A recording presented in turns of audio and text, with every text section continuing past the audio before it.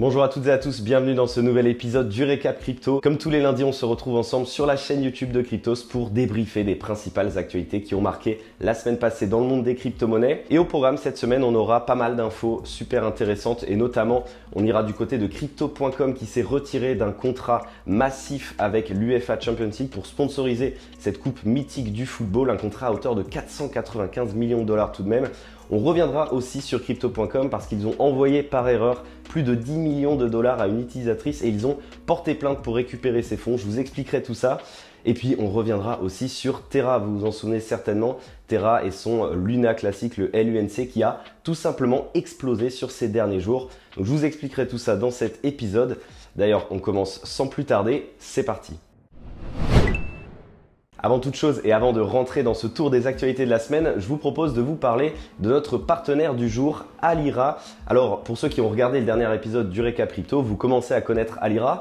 Mais pour tous les autres, eh bien, Alira, c'est la première et seule école en France à dispenser une formation certifiante dans le domaine de la blockchain et des crypto-monnaies. Et certifiante, c'est important parce que ça vous donne un diplôme qui est reconnu par l'État. Alors ce qui est assez intéressant, c'est qu'Alira propose une formation accélérée en 12 semaines complètement à distance et proposée par des experts de leur domaine. Ce qui est aussi très intéressant, c'est qu'ils proposent 3 cursus différents qui vous permettront de vous spécialiser dans la voie qui vous correspond le plus, que ce soit par exemple développeur Web3 ou encore spécialisé dans la finance décentralisée. Bref, si tout ça vous intéresse et que vous souhaitez prendre un nouveau virage dans votre vie professionnelle, je vous invite à vous renseigner sérieusement sur Alira. Vous avez tous les liens importants dans la description, ça vous ramènera sur leur site internet où il y a toutes les informations à connaître, que ce soit sur la formation, sur les partenaires, mais également sur tout l'accompagnement autour d'Alira.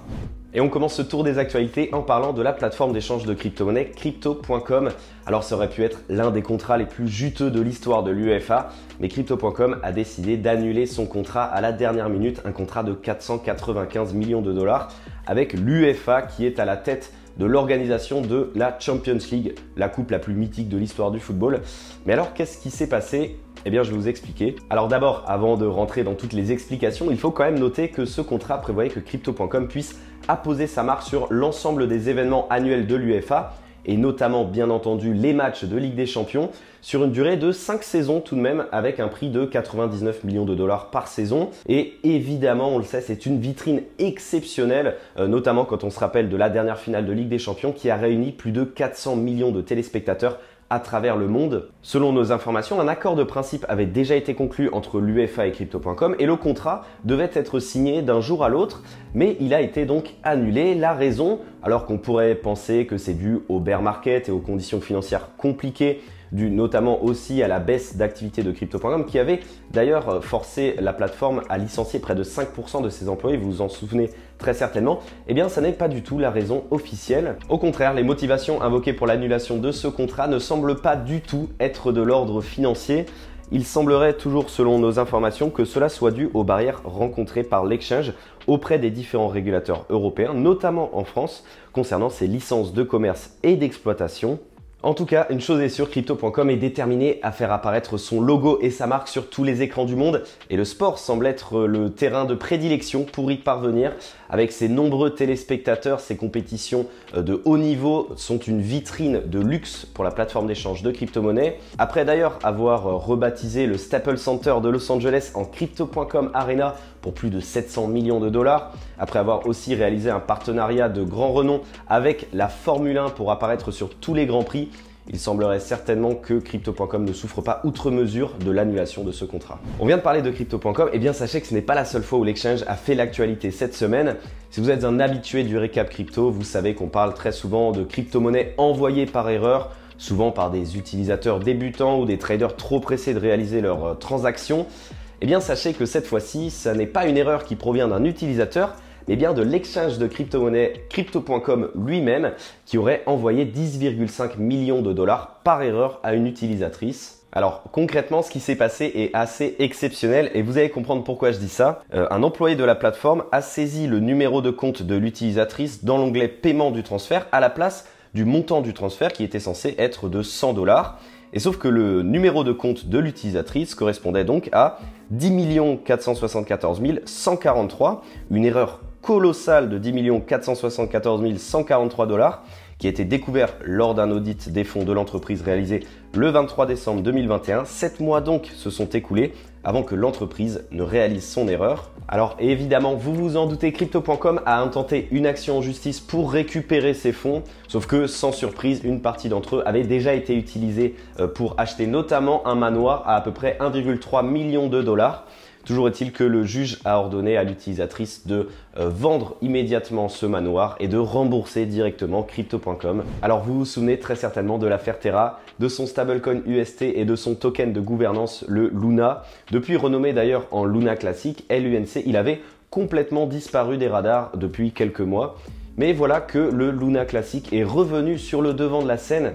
Alors que l'ensemble du marché des crypto-monnaies était dans le rouge cette semaine, le Luna Classic a tout simplement imprimé un plus 160% en l'espace de 7 jours. Alors évidemment, pas de quoi s'emballer non plus. Le LUNC s'échange actuellement pour 0,00025 $ environ, soit bien loin de son plus haut historique d'avril dernier qui était à 119 $. Mais en termes de capitalisation, c'est plus parlant. En une semaine, le LUNC est passé de 700 millions de dollars à 2 milliards de dollars donc de capitalisation. Alors pour rappel et pour remettre un petit peu dans le contexte, Do Kwon, qui est le fondateur de l'écosystème Terra en général, avait proposé à sa communauté un fork de la blockchain, c'est-à-dire de séparer la blockchain en deux.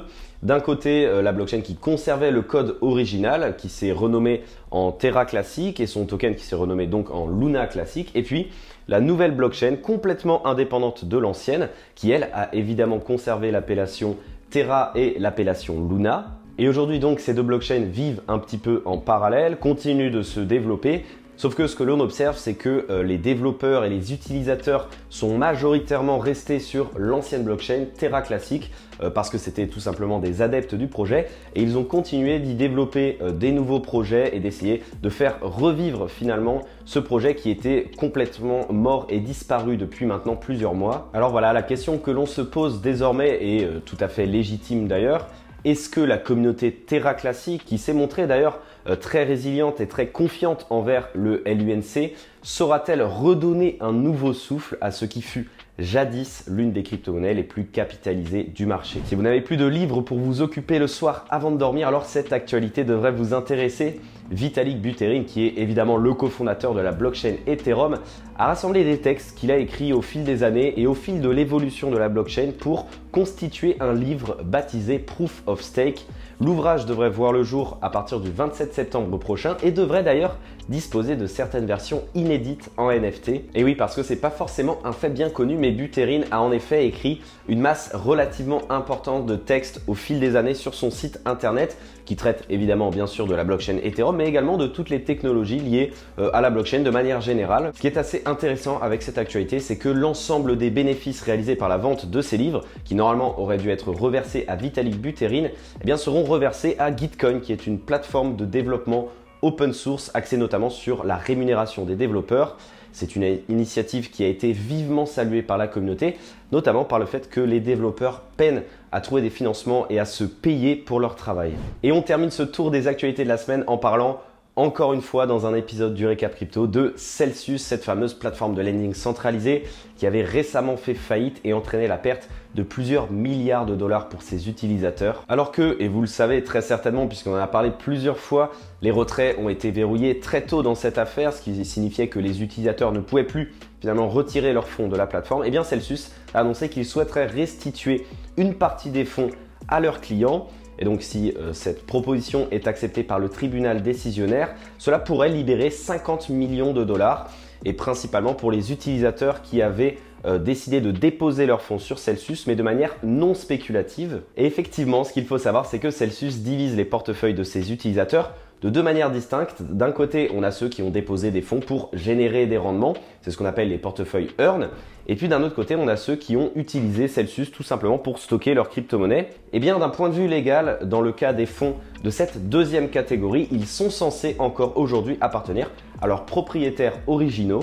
Notons qu'il s'agirait tout de même que d'une partie minoritaire des fonds et des utilisateurs. Effectivement, au total, les comptes des dépôts des clients de Celsius totalisent 210 millions de dollars, une somme elle aussi dérisoire en comparaison avec les sommes totales dues par Celsius à ses clients qui avaient participé au programme Earn, dont je vous parlais tout à l'heure, donc au staking, et qui avoisine dans ce cas-là les 4,3 milliards de dollars. Toujours est-il que Celsius n'obtiendra une réponse à sa requête que le 6 octobre prochain, mais espère vivement que cela marquera un premier pas pour pouvoir rembourser l'ensemble des utilisateurs qui avaient déposé des fonds en stockage sur leur application, soit à peu près 210 millions de dollars. Voilà, avant de conclure cet épisode du Récap Crypto, je vous rappelle que notre partenaire du jour est l'école blockchain Alira.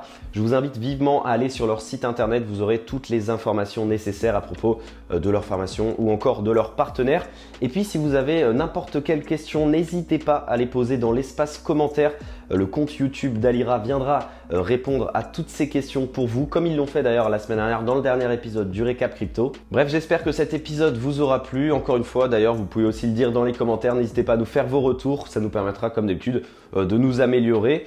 Et puis moi, je vous souhaite de passer une excellente semaine et je vous dis bien entendu à lundi prochain.